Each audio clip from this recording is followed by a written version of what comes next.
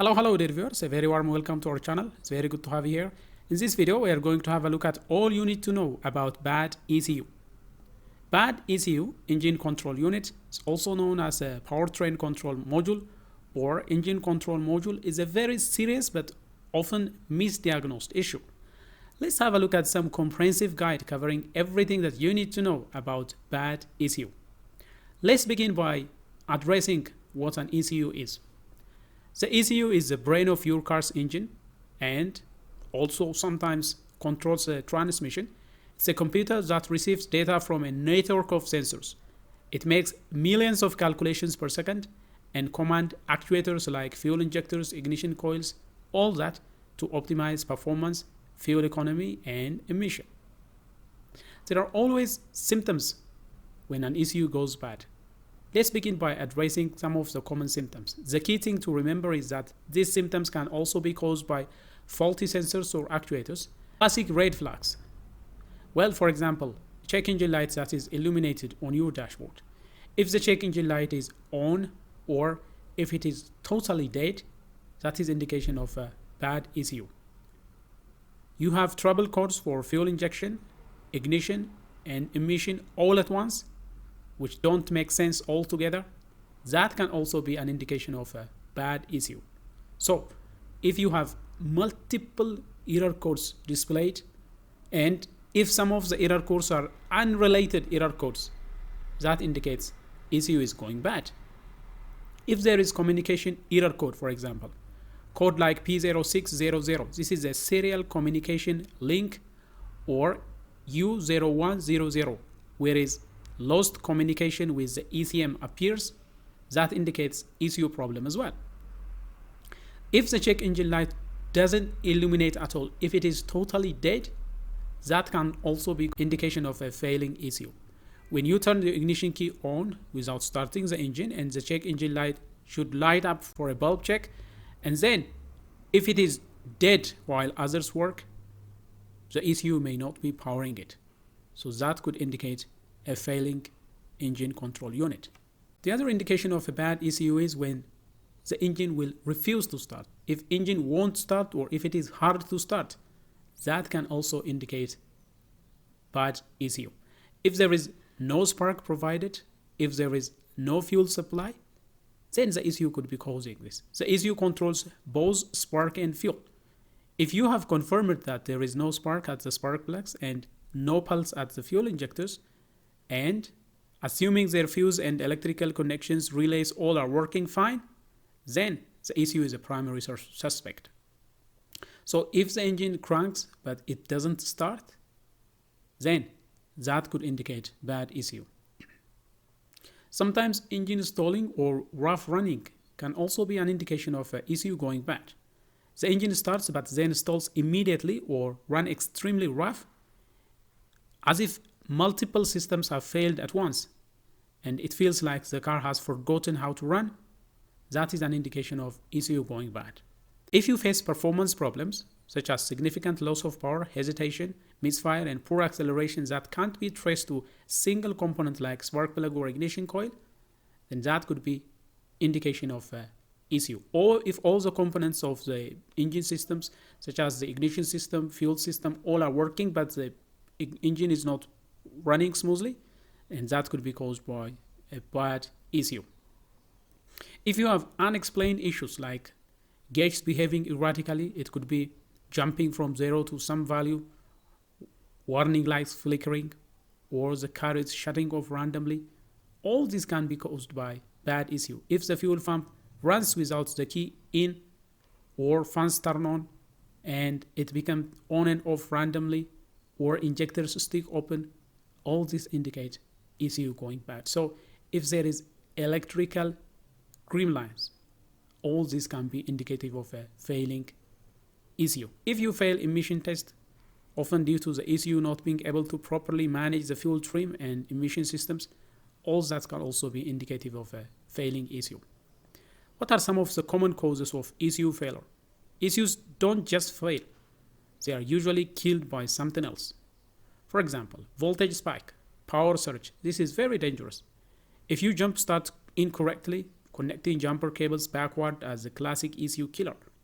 And if there is a failing alternator or regulator system, a bad voltage regulator in the alternator can send uncontrolled high voltage, over voltage into the system, frying the ECU's delicate parts.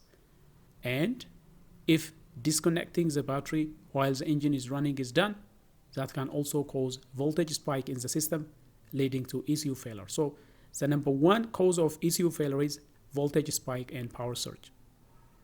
The other cause is heat and vibration and sometimes moisture.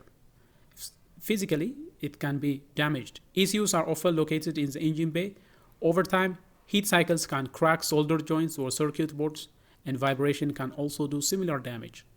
And if the vehicle is flooded, if it is driven in deep water, flood can damage, leak from clogged sunroof if it drains on the engine compartment, if that water comes in contact with the electronic control unit. Even high humidity can cause corrosion and short circuit inside the ECU. External component failures can also be a cause for ECU failure. This is a very common cause. If there is an external short circuit, for example, a short circuit in an external component can backfeed and damage the ECU. A short out fuel injector, for example, a faulty ignition coil, a stuck open solenoid that draws too much current through the ECU's driver transistors, all of this can burn the ECU. Internal component failure can sometimes be susceptible.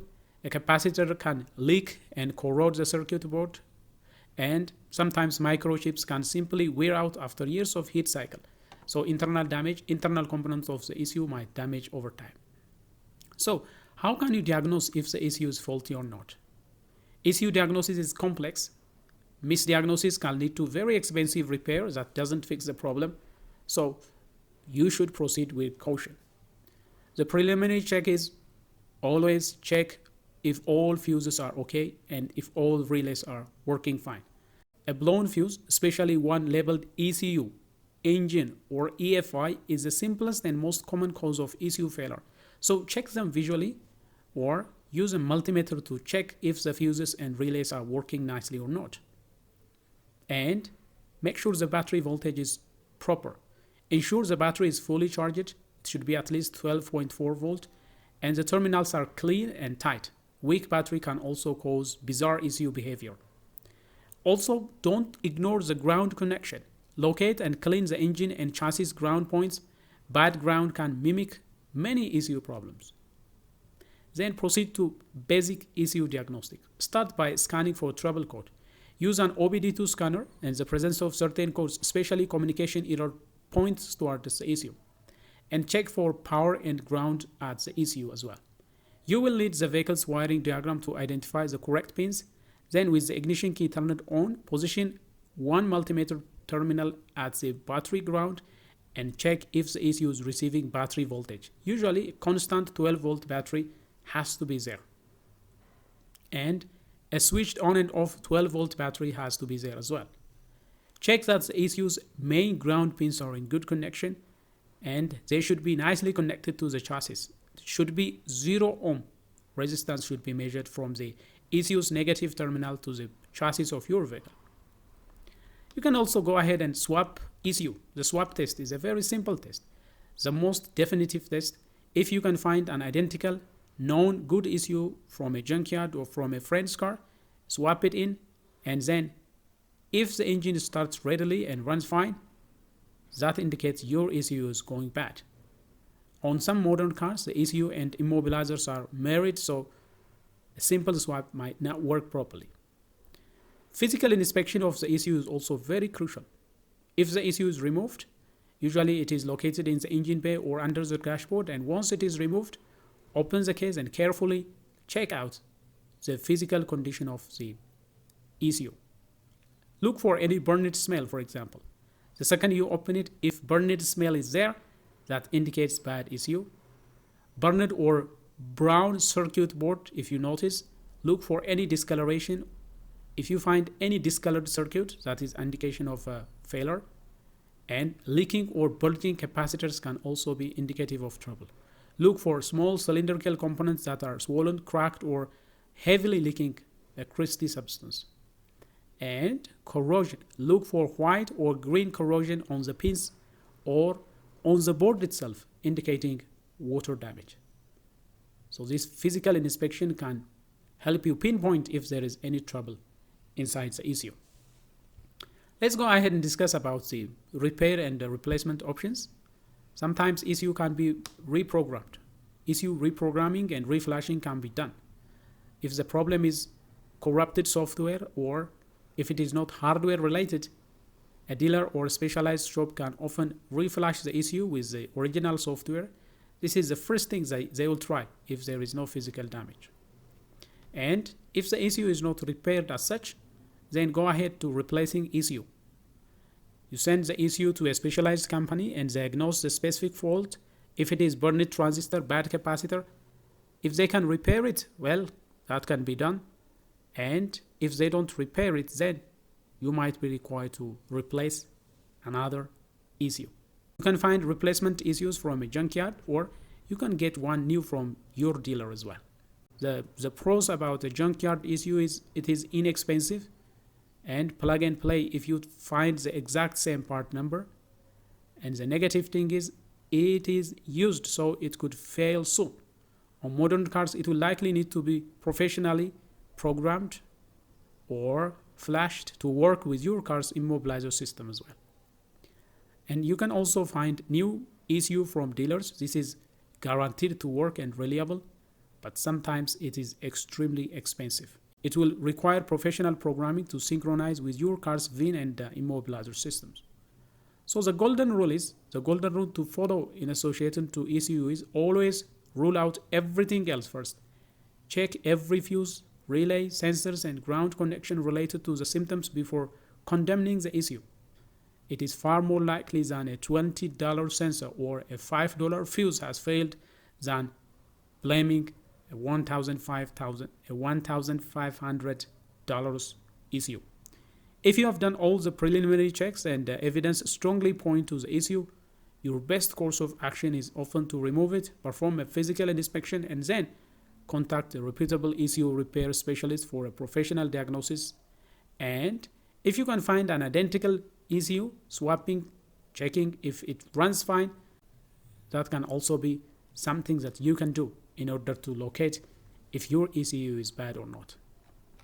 Well, dear viewers, that is all we have for you regarding some of the things that you need to know about bad ECU. If you find this video helpful and if you like what has been presented, please smash the like button. If you are new to this channel, do consider subscribing, turn on notifications so that you will be the first to get notified whenever we come up with another video. Until then, stay safe.